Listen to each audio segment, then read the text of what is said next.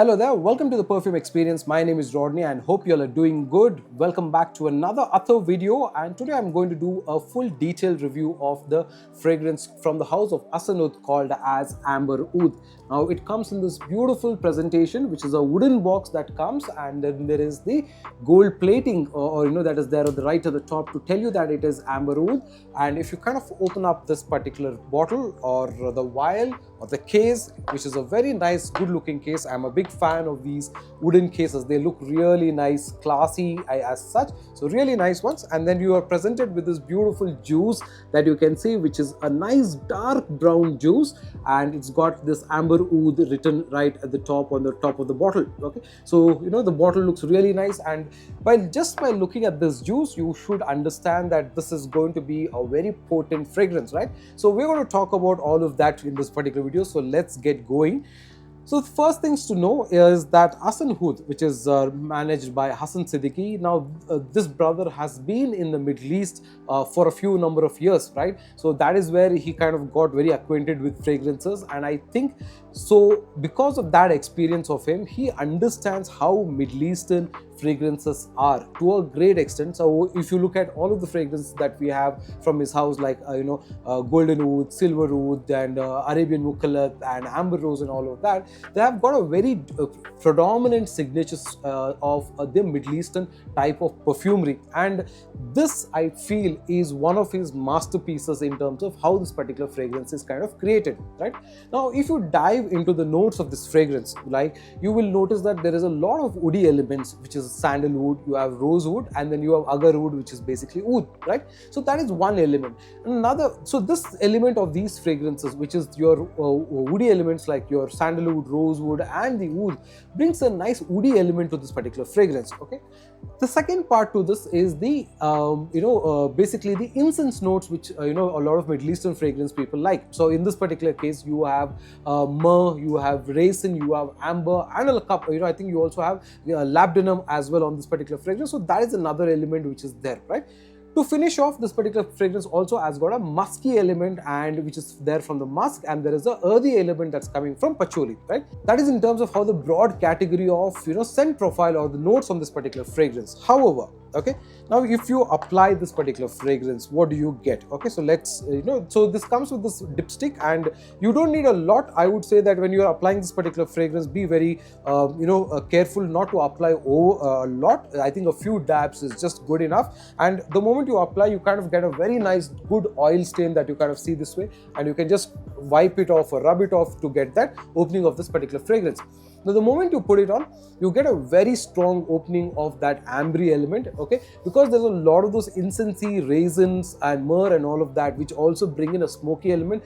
Those also add to the existing amberiness of this particular fragrance. So the amber note is very predominant on this particular fragrance. That is right out there. It will hit you straight on your face type of a fragrance, and it is pretty strong, okay. So that is what you will get, but after a certain while, you will start feeling a slight hint of sweetness, very mild. That is because of the sandalwood and rosewood that bring that beautiful element onto this particular fragrance, okay. Now, I will tell you an incident that happened on with this particular fragrance. So, I was in Saudi, I was in Riyadh, and I wanted to go to the Arabian Oud showroom to pick up a few fragrances. So, before I went there, I kind of did a couple of swipes of this, because that was one of the first days of me being in Riyadh, and I wanted to feel how Middle Eastern feels, so feels like or smell like. So, I wore this and I went to the showroom, and in these showrooms, when the sales guy asks you for some fragrance, they do a lot of sprays. They generously spray on you like 18-20 sprays, okay. So I tried a couple of fragrances. I was he overloaded me with a lot of fragrance. So after about 20 minutes, when I walked out of the showroom, one thing I realized, though 20-25 sprays of all the fragrance that he had put together did not do justice for the kind of projection that this particular fragrance did, because those few swipes that I did of this were overpowering, and I could only smell this and not those fragrances at all. So that kind of told me how strong this particular fragrance is in terms of its projection. So you will easily get about 4 feet of projection easy, and that will last for about 2 to 3 hours time. 2 hours, I'm sure you will get a very, very good loud projection of this particular fragrance. It's very, very nice that way.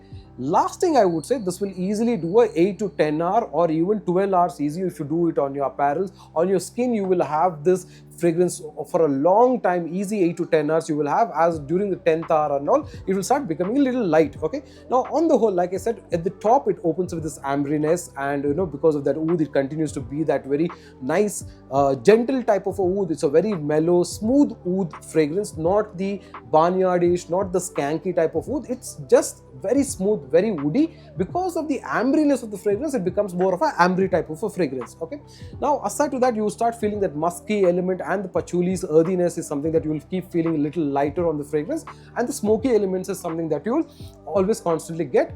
After the 6th, 7th hour mark, you will start noticing it starts becoming a little lighter and starts becoming a little powdery. Another element on this particular fragrance is the Peru balsam. Now that is also another incensey type of a material or a compound that gives you that mysterious vibe of that earthiness, the smokiness, that part of it, right? And this fragrance has got cedar wood, which is also got very similar hints in terms of a woody note like that of sandalwood, while although the notes don't talk about sandalwood, the notes don't talk about sandalwood as such, it talks about cedar wood. I feel the sweetness is there because of the rosewood, and it kind of feels at times like the sandalwood element as well, so which is very, very nice because it brings that nice creamy texture into this particular fragrance. Now when should you consider wearing this? Right now, this is a fragrance that I would say is perfect for those Fridays that you are looking for, especially if you're looking to go for prayers and all of that. I think this is one of those fragrances that is something that suits that occasion really beautifully. And if you're looking for any celebrations, I think you can definitely wear this kind of a scent. Now this depends on what is the attitude that you have for fragrances. Okay, what I mean to say by that is, this is not the type of fragrance that will bring or be called as a mass pleasing fragrance. Definitely not. This is a type of fragrance that takes a little bit of a liking. This is a type of fragrance which is a serious fragrance. Okay, now this requires some amount of attitude for you to carry something like this and go, because this is very bold, this is very masculine, this is very dark. Okay, and so you will not really expect compliments from the other gender, but you can definitely get compliments from a similar fragrance community who like fragrances which are dark masculine, who like fragrances which are ambery, oud and all of that. So definitely they will have a lot of respect for this fragrance, and they will definitely give you compliments for trying this. But from a mass pleasing compliment point of view, probably not so much. Okay, but on the whole, like I said, it is definitely for those prayers. It is definitely for those masculine feeling opportunities or occasions where you want to feel really masculine, gentle, at the same time very loud, and of course that feeling that how Middle Eastern people smell like, that is something that you want to portray. Then I think this will work very, very well in those situations and in those occasions. Now if you come across Middle Eastern people, they smell really, really good, right? They smell very different to how the western part of the world smells, because they use a lot of oud in their fragrances, they use a lot of incensey notes in their fragrances and all of that. And if you wonder how do they smell like this, can I smell something similar, then of course yes, you can definitely consider Amber Oud as one of those fragrances which is on that category. Like this is one of those fragrances, probably like Denal Oud is also a type of a fragrance which is very dark and complex. So I think that is the type of a category where this particular fragrance fits into in terms of how the signature scent profile of this is and the occasions and who can wear it, right? Now in terms of age group, I definitely don't believe in age groups as such. You definitely can wear any fragrance that you would want, but I would still say this is a very mature scent, so it would take a little bit of maturity for you to have to wear this kind of a fragrance. So definitely if men definitely can pull it off. Women, if you're able to definitely like ambery type of fragrances, and you don't want your typical flower based or floral based fragrances, you don't want the fruity fragrances, you want something which is more dynamic, which is more stronger, then definitely can consider this and you can definitely wear this. Okay, although I would say this is predominantly designed at men as such. Okay, now in terms of pricing, this particular fragrance comes in 3 variants, I think 3, 6 and 12 ml, and I think the 3 ml starts at about 500 rupees or roughly, and the 12 ml goes about 1500 or 1400 rupees on their website. Okay, and for that I feel this is extremely value for money fragrance, because one, this is very long lasting, second, it is very masculine, very strong in its appeal. So a projection is also very good. 4 feet of projection is not a joke at all, so something very, very good that you get for this particular price point. Okay, now you can definitely go on to to the website of Hasan Oud and place your orders there. I think they have cash on delivery across India, they have shipping across the world, and you can look out for good offers if they have on special days, or if you look at prepaid, I'm sure they have offers. So you can definitely consider getting it from the website of Hasan Oud. So that has been my review about the Amber Oud from the house of Hasan Oud, which I think is a very nice ambery, musky, earthy kind of a scent, which has got a good part of that incensey tone to it. And if you want to smell how Middle Eastern people smell, and I think it's a pretty good start for you to get this particular fragrance called as Amber Oud from the house of Hasan Oud.